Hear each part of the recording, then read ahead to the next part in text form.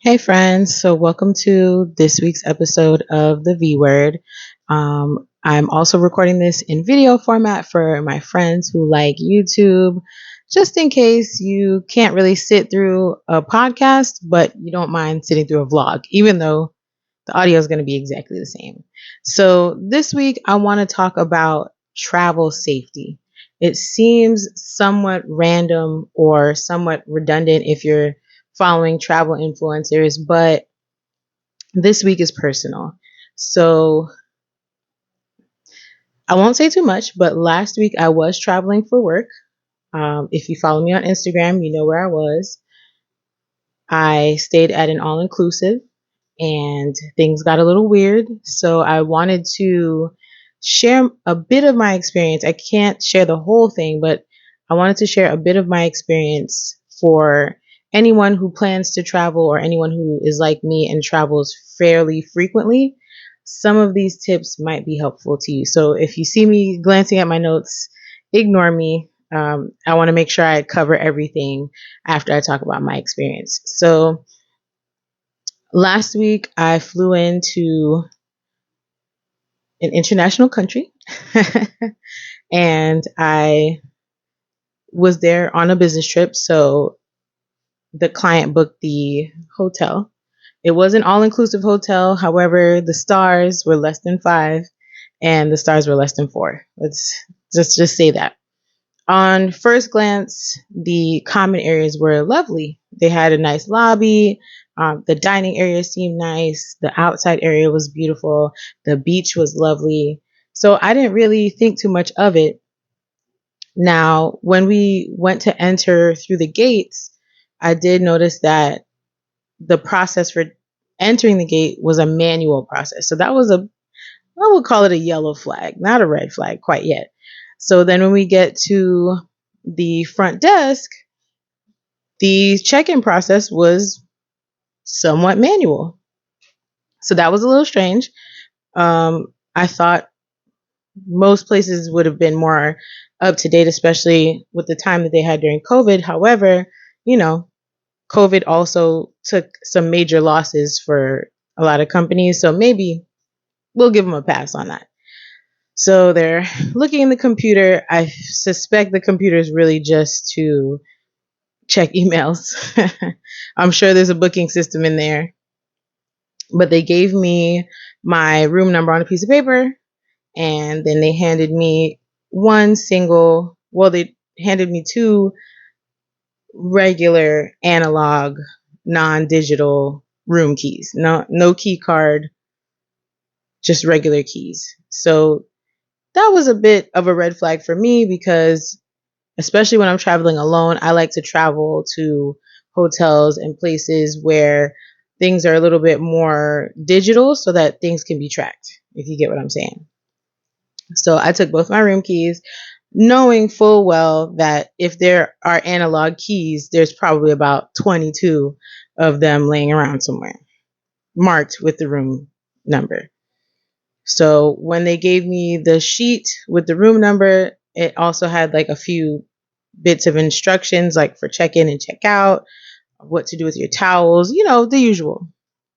But the desk clerk, front desk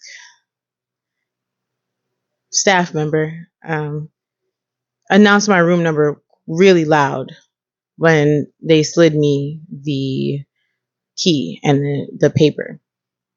And I was traveling with my work partner, and they did the same thing for her. And they checked us in together. So I was hoping that they put us in rooms adjacent to each other. And then the bellhop came and he took our bags and he took us upstairs. And I get to my room and they have about three rooms in between me and her. So my spidey senses starts tingling at this point. But then I open my room and the bellhop slides the bags into the room and then he leaves. He doesn't even wait for a tip. So when I opened the room door, I was like, "Ooh, this is nice. Okay, I see where they earn their stars." So the view was beautiful. So I went outside on the balcony to take pictures, catch the view, look at the beach, all that. The view was great. So as I'm stepping back inside, I just realized, wait a minute now, I didn't unlock this door. I literally just slid the door open and it was unlocked. So I closed it back and I went to test the lock and it didn't work. In fact, it wasn't just faulty, it was pried open and unable to lock. All right. So I go to the front door, the main door, and I go to deadbolt it so that I can take a shower. And the deadbolt is sawed off. Not broken, I mean clean cut off. So now I'm starting to feel uncomfortable. So I took a picture of the lock, sent it to my husband, sent it to my mom too, just in case he wasn't available, and said, hey, this is the name of my hotel. I'm staying in this room. My lock is cut off. I'm going to go downstairs and see if I could get a different room. So I go check on my work partner. Her room seems all right. A few things here and there, but manageable. No safety issues. And so we go downstairs and I go to the manager and I say, hey, what are the chances of me getting a different room? And the manager looks at me and says, different room? You changing to a different room? Chances not likely. So I look around and I'm like, okay, are you going to ask me why? Ask me why. And then he finally looks up and he goes, why? And I said, well, and I explained everything that I saw, not to mention, one thing I did not mention to him was when I stepped back inside from the balcony, there was some dry brown residue on the backside of the curtains. The backside of the curtains were also rubberized, like a shower curtain. And I don't know if I've ever seen that on a hotel window treatment before. Now, maybe I just wasn't looking, but this is new to me. It could possibly be because it's on the beach and maybe it's to protect the room if the door's open and it rains or something. I don't know. But the brown stuff, definite red flag. So anyway, homeboy proceeds to tell me that the whole entire property is full. They're booked, fully booked. And he says, come down in the morning and we'll check again to see if there's a room available. Okay, bet. Now I'm there for business. So I'm leaving the property at about 7:20 the following morning. So there was no time to do that. So I had the client call. They spoke to the front desk. They said, the rooms are fully booked, but we'll send maintenance up and they will fix the locks. Okay, cool. So that means by the time I finish and I get there in the afternoon or in the evening, then my room will be secured. Yeah. So I get there and, well, later on in the day, they said they couldn't go in the room initially because nobody was there. So I asked, okay, well, housekeeping gets in hotel rooms. How do they do that? Oh, yeah, they have keys, right? So can maintenance go inside with housekeeping? Yeah, oh, yeah, they're going to do that. Okay, cool. I get there, go back to the front desk as soon as I get there. And before I could even really give a full rundown, I said, I'm in this room. They were checking to see if I have another room available to move me to. Just wanted to see what the status was. And the young lady behind the counter says, oh, my manager says to tell you everything's fixed. Your room is good to go. Oh, awesome. Okay, great. Because last night I slept like a zombie. I slept bat style with uh, a tail comb under my bed, the metal tip. Y'all girlies know the metal tip tail comb under my bed. I barricaded the doors because I wanted to try and get some sleep. But every time I would hear some keys jingling, I would jump up out of my bed like, okay, what's going on there? So I probably got about 2 hours sleep. So anyway, go upstairs, me and my work partner, and I said to her, come with me and let's look in this room together and see what they fixed. So we go in there together. And the first thing I noticed is that the deadbolt is exactly the same way I left it when I left the unit that morning. So then my heart sank because I'm like, oh, they didn't fix anything. So I go out on the balcony, check the same thing, same thing. Everything is exactly the same. Nothing is fixed. So now I'm actually upset because they lied. So I go back downstairs and I try to talk to someone. The manager's unavailable. So I start looking for new places to stay because I start feeling on edge about the whole situation. And I checked again with the front desk and they're still saying they're at capacity. So there's nowhere to move me to. So long story short, I end up spending the night there one more time, same way, bat style, and going to a rental property the following day.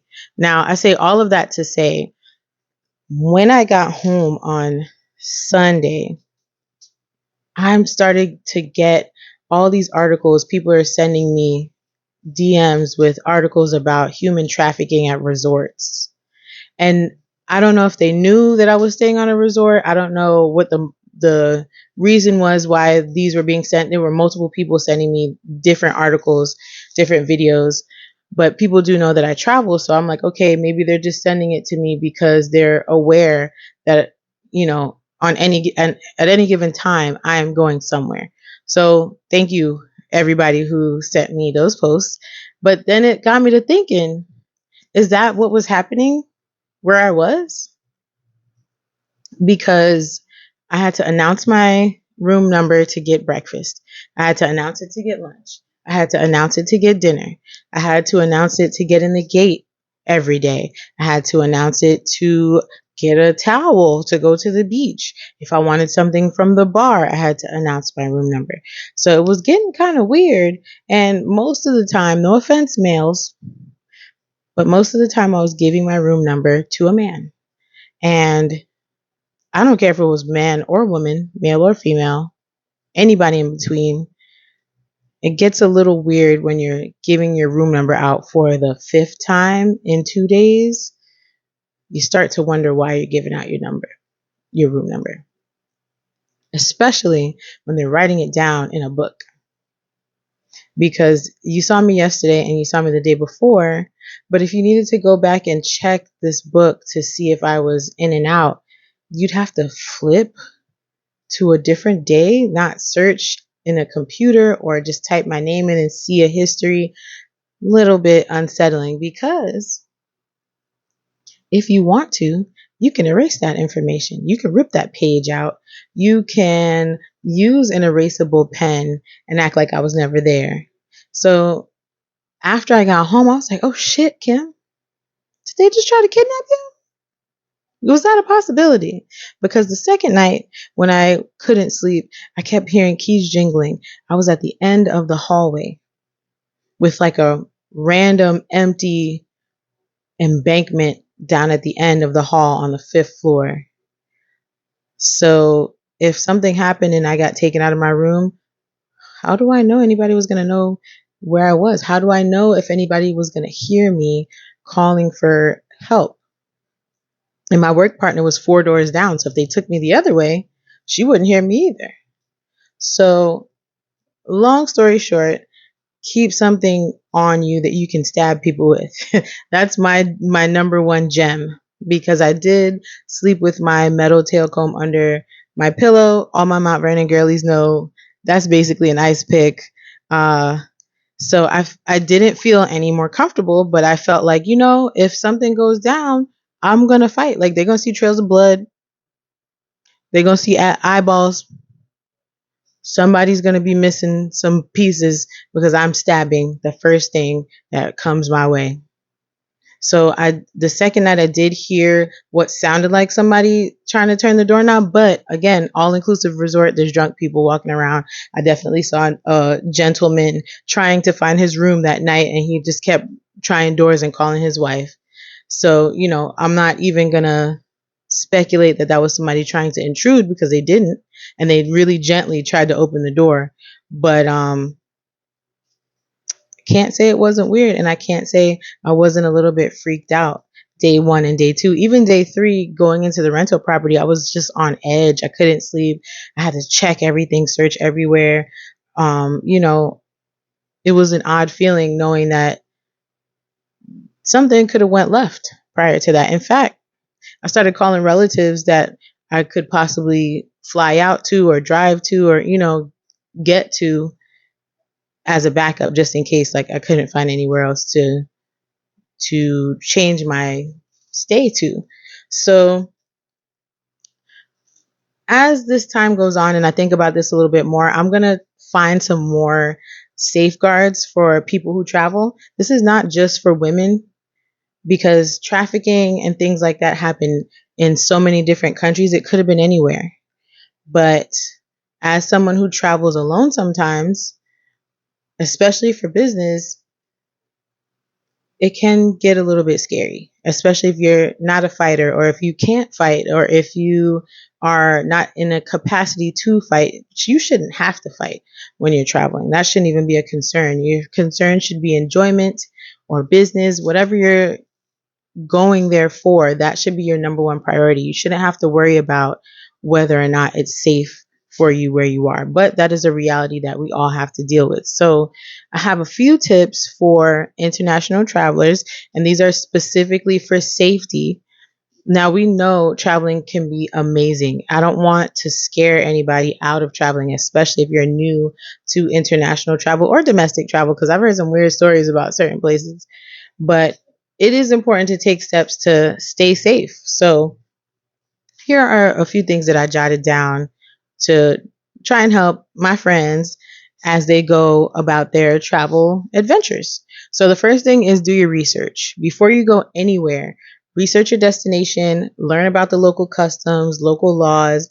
This will help you to avoid making any cultural faux pas or breaking the law, because some things are not acceptable in certain places. You might offend someone low key and not even realize, and now you become a target. That is something that's somewhat unavoidable. But let's say, for example, don't go to a Middle Eastern or a moderate or a modest country and have your titties out. That's the best example I can give you. I'm not traveling to Abu Dhabi with my titties out, and I'm a very tittyful person. So I will wear a high neck. If I'm not going to wear like a scarf or something, I'll just make sure that certain things are covered: arms, chest, back, you know. Be aware of your surroundings. Keep an eye on your belongings. Be mindful of your surroundings, especially in crowded areas. Now, I would say don't be afraid to ask for help if you feel unsafe, but just be wary, be leery of who you ask for help, depending on where you are. Like, read the room before you start asking. Some situations you're going to have to think fast. You might have to run, you might have to hide, but if you can map yourself an exit path, do that. If you see someone trustworthy, let's say a police officer, a security entity, do that. Don't be scared to ask for help. Just be sure you're reading the room. Keep your back to the wall whenever you can and make sure you know where your purse is at all times. I would tell you not to walk with your passport, but hotels get robbed. Walk with your passport. Keep your passport as close to you as possible, just in case you need to run straight to the embassy or run straight to the airport. If that's all you have and a phone with NFC on it, you going home, baby. So keep your passport as close to you as possible. Do not put it in the safe. That's another tip that I would absolutely give you. Do not put your IDs in this hotel safe. There's a master password. I don't care what anybody tells you. And there's ways to break open that lock. That's not the place for your stuff. Bring it with you. Just don't lose it. That's all. Don't draw attention to yourself. If you look like a tourist, you may be more likely to get targeted by criminals.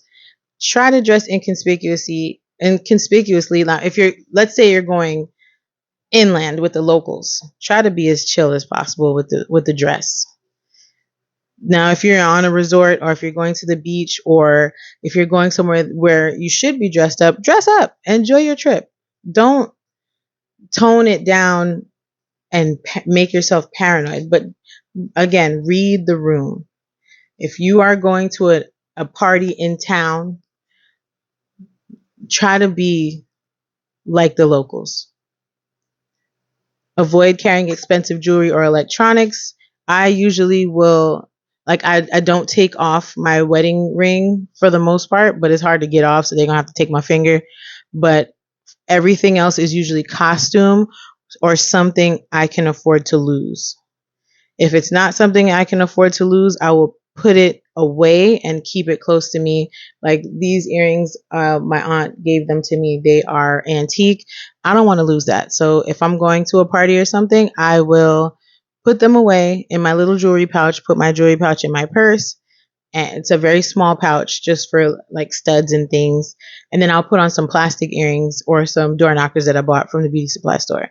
Still cute, still able to enjoy my vacation, but I'm not putting myself at risk to be a target. You can tell when you get up close that the shit ain't real. So if you want to steal it, it's 99 cents. If you tried to grab it, it probably would break. So that's. Be wary of strangers. Don't accept drinks or food from strangers, and be careful about giving out your personal information. This is a part of the reason why giving my room number out so many times was weird for me, because once I get my room number from the clerk, I usually tuck that. Even if, let's say, I drank a little bit and I can't quite remember my room number, it's on the little key card paper, and that's tucked in my breast or in my pocket or in my pocketbook. And I know how to find my room number, or I'll text it to a relative that I've been in communication with during that trip, so that I can always go back to those messages if I need to. So if it's not on the key card paper, it's in a text or it's in my notes. But I'm not going to keep announcing my room number to random people. Stay in well-lit areas. If you're out at night, try to stay in well-lit areas and avoid walking alone. Solo travel, sometimes this is unavoidable. I have been to different countries where I needed to get something to eat at night and I'm traveling alone. I will just try to stay with the street lights and avoid streets that look kind of sketch or look super dark. It might be quiet, it might be neat, it might be clean, but I will avoid any block that does not have adequate lighting, especially if I'm alone. I'm not getting cornered. This is not the Michael Jackson Beat It video. Use common sense. If something doesn't feel right, it probably isn't. Trust your gut instinct and don't be afraid to walk away from a situation that makes you uncomfortable.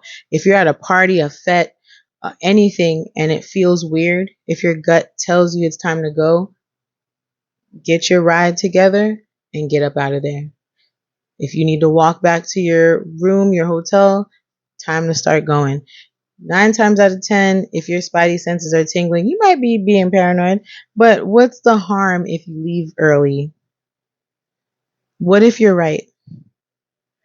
So I would say trust your gut in those situations. If you have no gut, just be vigilant. Keep looking around. Enjoy yourself, but also periodically just peek over your shoulder. My hair gets in the way sometimes. I'll just find a reason to turn around sometimes and just, check and see if something's on my back or on the back of my pants, or pretend I'm looking for something in my pockets just so I can turn around and check my surroundings. Do not be afraid to secure yourself. You are basically your number one piece of property in this situation. In these instances, don't be scared to secure yourself. We're not Beyonce. We have no Julius.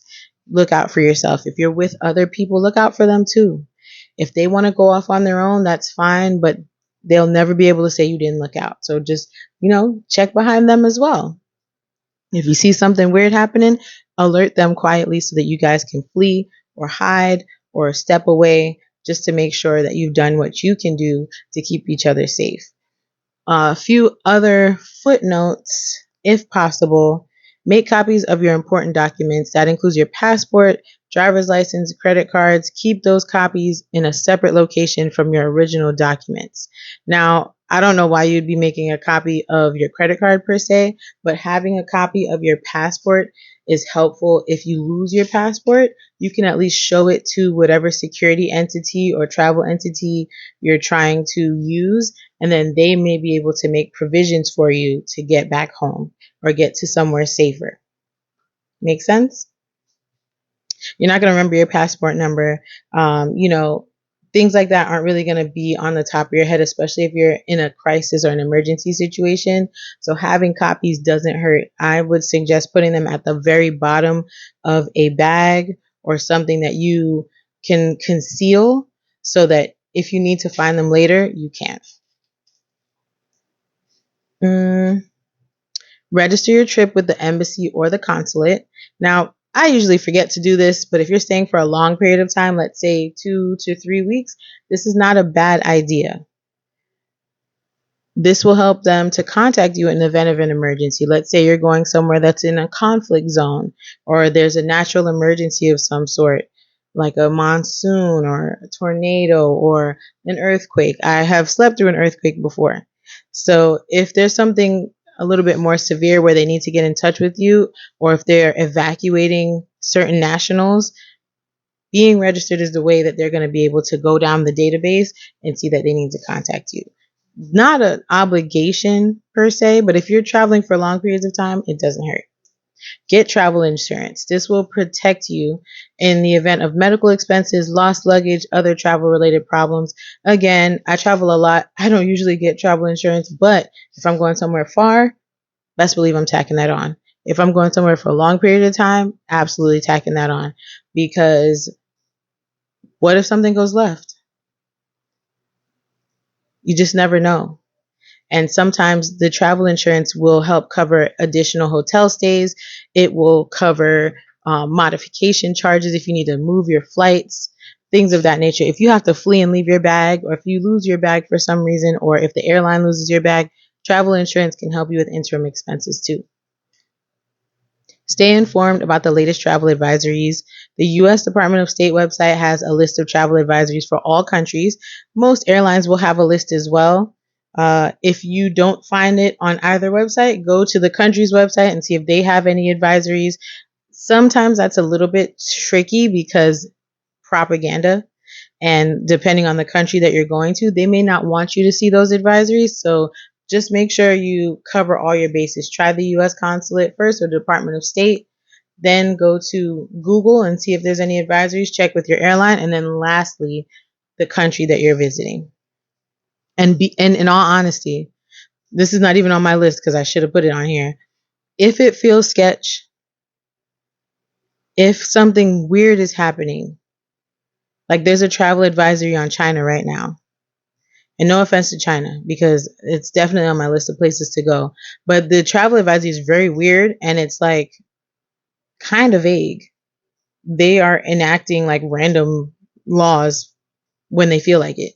So suppose they see me, la la la la la, walking along, and then they stop me and ask me for ID or something. I might give them the ID. They might confiscate it. And then they might take me into custody. Why? I don't know.